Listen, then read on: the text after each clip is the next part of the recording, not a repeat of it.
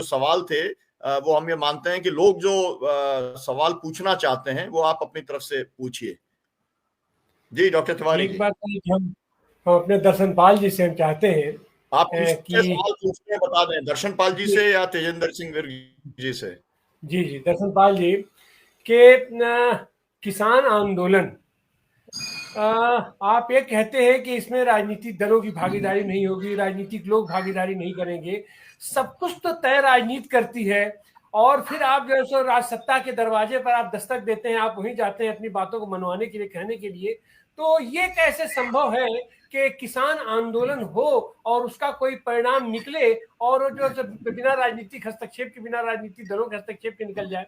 और दूसरी बात तेजिंदर जी से मैं कहना चाहूंगा कि अपने किसानों की सीधे सीधे वहां उसको हत्या करती है सरकार, और इतनी बेरहमी और इतनी बेहयाई के साथ अपने मंत्री के साथ वो खड़ी है, फ्रॉम वेरी बिगिनिंग खड़ी है। उसके बावजूद भी देश के पैमाने पर या हमारे किसान आंदोलन के पैमाने पर या हमारे किसान नेता लोग उस पर कोई एक्शन, कोई उसका प्रभाव नहीं डाल पाते हैं। तो आखिर फिर ये आंदोलन हमारा कैसे आगे बढ़ेगा और इसका परिणाम कैसे निकलेगा?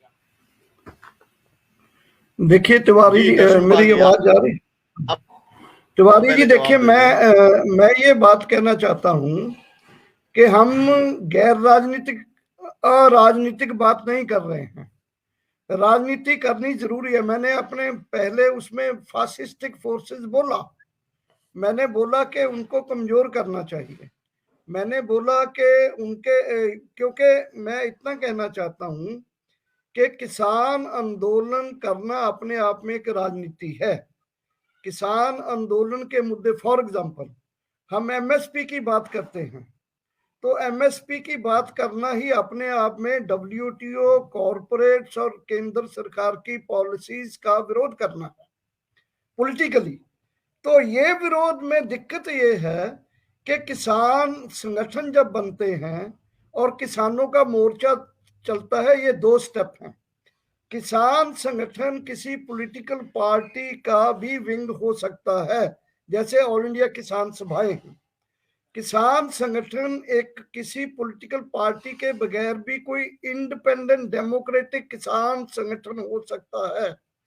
किसान मोर्चे के लिए और किसान संगठनों के लिए अगर उन्हें ब्रॉडर किसानों को, मासेस को साथ लेना है, तो उन्हें अपनी पॉलिटिकल पार्टी की आइडियोलॉजी को छोड़कर कि उस पॉलिटिकल पार्टी की किसान पॉलिटिक्स में पॉलिटिक्स क्या है उसको बेस करना चाहिए।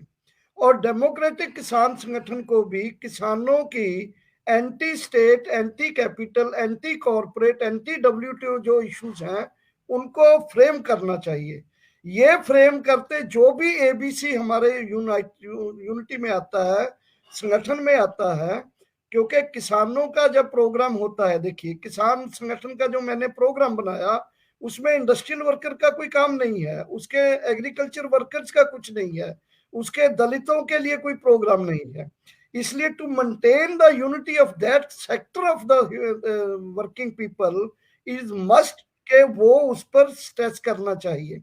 अगर उसमें कोई पॉलिटिकल थॉट या पॉलिटिकल इंडिविजुअल या पॉलिटिकल पार्टी इंटरवेंशन करेगी, अगर हम 100 लोग जुड़े हैं एक संगठन में, तो अगर 10 पार्टीज एंटर कर जाती हैं तो 10-10 में हम बिखर जाएंगे। इस 100 की यूनिटी रखने के लिए जरूरी है कि उनको पॉलिटिकल दल से आइसोलेटेड रखना चाहिए। वो 10 पॉलिटिकल पार्टीज का इन्फ्लुएंस उसमें हो सकता है, लेकिन किसी एक पॉलिटिकल पार्टी का इन्फ्लुएंस होगा तो उसमें 1 के 10 बचेंगे, 90 अलग हो जाएंगी। इसलिए उसको यूनाइट रखने के लिए वाइटल पॉइंट ये है कि basically that democratic framework based on the farmers issue should determine who is to be united, who is not to be united, number one. Secondly, इसलिए हम ये कहना चाहते हैं, हम तो सोचते हैं कि मजदूरों किसानों की पॉलिटिक्स वाला एक स्टेट बने, वो अल्टीमेटली राज्यों में भी सेंटर में भी आए, लेकिन उसको आज की परिस्थिति में डिटरमिन करेगा किसानों, मजदूरों, कर्मचारियों, महिलाओं, दलितों और आदिवासियों का आंदोलन। अगर आंदोलन होगा तो उस आंदोलन से जरिए कोई हेल्दी यूनाइटेड फोर्सेस आ सकती हैं, उसके बिना नहीं आ पाएंगी। मैं ये बता दूं आपको, आप जितना मर्जी कोशिश कर लीजिए। नंबर 3 मैं ये कहना चाहता हूं कि देश की वस्तुगत परिस्थिति ऐसी है कि कोई भी एक फोर्स, एक संगठन, एक छोटा मोर्चा इस देश को कोई राजनीति देते हुए आगे बीजेपी जैसी पार्टी को चैलेंज नहीं कर सकता है। इसलिए बहुत मोर्चों की लोड़ है, जरूरत है। वास्ट देशव्यापी मोर्चा की जरूरत है। देश की डाइवर्सिटी, बल्कि तमिलनाडु में, पंजाब में क्या हो रहा है? पंजाब में पिछले 4 दिनों से बुरी हालत है, नेट नहीं चल रहा है, सोशल मीडिया नहीं है, कर्फ्यू जैसी परिस्थिति है। लेकिन मुझे नहीं लगता कि तमिलनाडु के लोगों को ये पता होगा। इसलिए हमें वो इक्वेशंस बनानी होगी, वो चीज डेवलप होगी कि उस तरह का एक जो जैसे लहरें समुद्र में चलती हैं, वो लहरें एक पूरे देश में चले, केवल पंजाब में ना चले, केवल तमिलनाडु में ना चले। उसके लिए मोर्चे की जरूरत है। उसके लिए अपने इश्यूज के अलावा बड़े एक मोर्चे के मुद्दों को ले जाने की जरूरत है। वो ले जाते हुए ही हम देश में कोई क्वालिटेटिवली डिफरेंट ओरिएंटेशन से डिफरेंट अल्टरनेटिव बदल सकते हैं। धन्यवाद। मुझे लगा सुनील में बहुत शुक्रिया, आपने बहुत स्पष्टता से अपनी बात रखी है। जी जी, अपना कार्यक्रम भी हमारा समाप्त हो रहा है। बस तेजेंद्र सिंह विर्क जी का हम जवाब ले लेंगे। आपने जो बात कही वो सही है। कश्मीर में 1 साल तक नेट नहीं रहा, 3 चीफ मिनिस्टर जेल में रहे, लेकिन देश के अन्य राज्यों में उसका कोई असर नहीं हुआ, कोई वहां पर प्रोटेस्ट नहीं हुए। तो जो बात आपने कही है वो बहुत ज्यादा जरूरी है। मैं अब तेजेंद्र सिंह विर्क जी से जो सवाल आपसे तिवारी जी ने किया था, कृपया कर उसके ऊपर आप अपना जवाब दें और यही समापन वक्तव्य रहेगा। तेजेंद्र सिंह विर्क जी, अनम्यूट कर लीजिए, अनम्यूट कर लीजिए विर्क जी। हाँ जी तिवारी जी, आप अनम्यूट कर। बड़ा गंभीर सवाल जो है वो उठाया है कि अजय मिशर टैनी एक ऐसी घटना का दोषी है और इतनी बड़ी घटना के बाद भी सरकार के अंदर बना हुआ है, और जो संदेश देश के अंदर जाना चाहिए था और जो उसके खिलाफ आवाज उठनी चाहिए थी, वो आवाज अभी तक उतनी नहीं उठ पाई। ये बात आपकी सत्यता है। इसके बारे में ये बात दिगर है कि पिछले जब से आंदोलन चल रहे हैं पूरे देश के अंदर, अजय मिशर टैनी की बर्खास्तगी को लेकर पूरे देश के संगठनों ने हर मेमोरेंडम में इस बात को शामिल किया है, लेकिन जो जनता के बीच में परसेप्शन जाना चाहिए था वो नहीं हम संदेश लेके जा सके।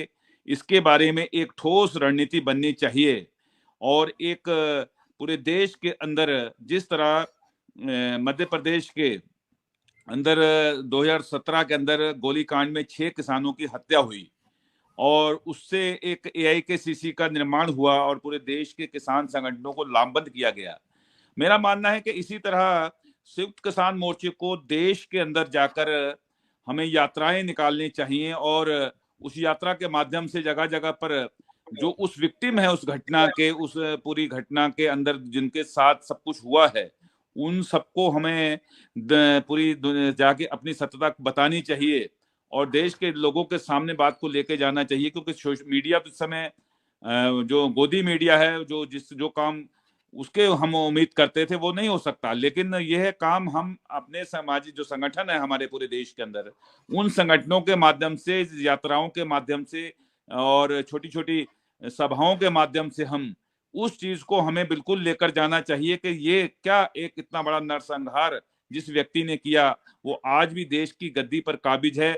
ये भारतीय जनता पार्टी की जो आइडियोलॉजी है, जो पार्टी विद डिफरेंस की बात करते हैं, जो सिद्धांत की बात करते हैं, उनको देखिए।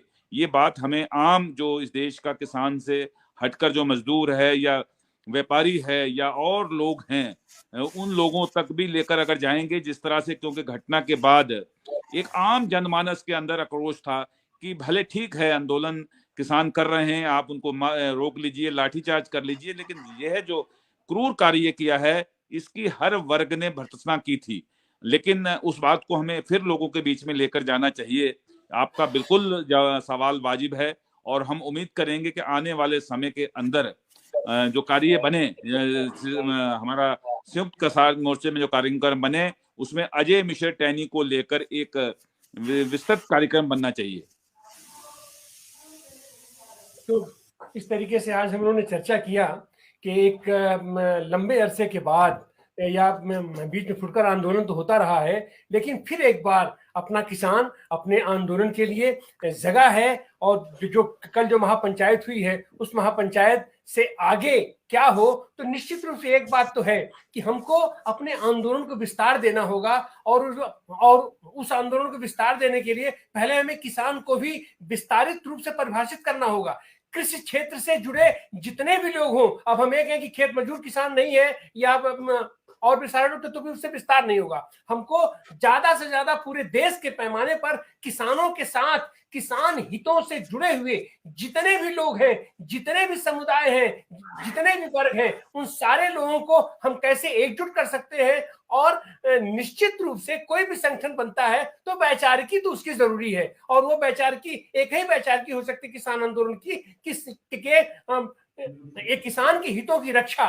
किसान की हितों की रक्षा के लिए हमको अपने सारे राजनीतिक दलों से, सारी वैचारिकता से ऊपर उठ करके किसान हितों को केंद्रित करते हुए, किसान हितों की रक्षा का लक्ष्य केंद्रित करते हुए हमको आंदोलन खड़ा करना होगा। और इस समय देश में जो कुहास मचा हुआ है अडानी को लेकर के, मोदानी की घपले को लेकर के, जो कुछ भी देश में हलचल होती है, या देश का राजनीतिक अर्थशास्त्र हमारे किसानों को सीधा सीधा प्रभावित करता है, तो किसान आंदोलन को भी हमें बेस करना पड़ेगा कि हमारे देश का राजनीतिक अर्थशास्त्र कहां जा रहा है, और वह राजनीतिक अर्थशास्त्र हमारे किसान को, अपने एक किसान संगठनों को और हमारे किसान आंदोलन को किस तरीके से प्रभावित करेगा। और निश्चित रूप से आने वाले दिनों में इस बार जो पिछली बार जो भी थोड़ी बहुत कमियां रह गई थी उसको दरकिनार करते हुए, उसको हम लोग संशोधित करते हुए एक बड़ा किसान आंदोलन,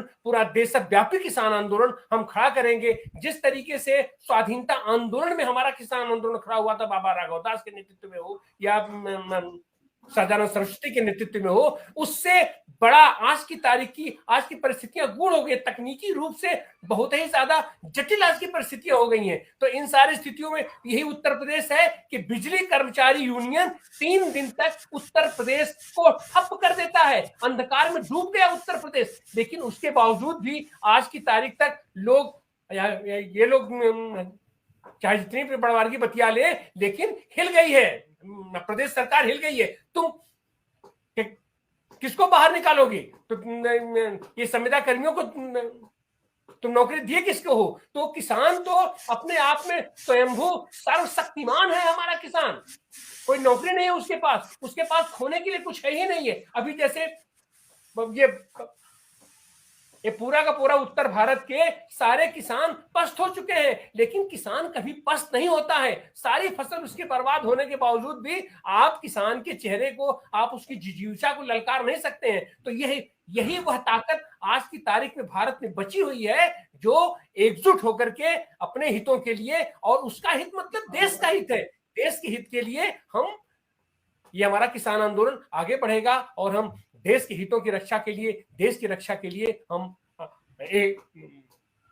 एक विकल्प देंगे, हमारी ऐसी उम्मीद है। तो कल की यह जो किसान महापंचायत थी, उसके आगे का यही है कि हम एक बड़े प्लेटफॉर्म पर, एक बड़ी दृष्टि से, एक व्यापक लामबंदी के साथ हम आंदोलन को आगे बढ़ाएंगे। आप सारे साथियों का बहुत बहुत धन्यवाद, बहुत बहुत आभार। हमारे साथ आराधना भार्गव जी जुड़ी, दर्शन पाल जी जुड़े, हमारे साथ मेधा पाटकर जी जुड़ी, हमारे साथ अमित शाह जी जुड़े, युद्धवीर सिंह जी जुड़े, तेजिंदर पक्ष जी जुड़े, और हमारे साथ देश भर के वो किसानों की मानसिकता जुड़ी है। हमारे साथ देश भर के किसानों का स्नेह और आशीर्वाद जुड़ा है। बहुत बहुत धन्यवाद आप सब लोग। हमारा बहुजन संवाद का हमारा यह प्रयास आपके बीच हमेशा बना रहेगा। आपके साथ हम हमेशा खड़े हैं, हर स्तर पर खड़े हैं। बहुत बहुत धन्यवाद।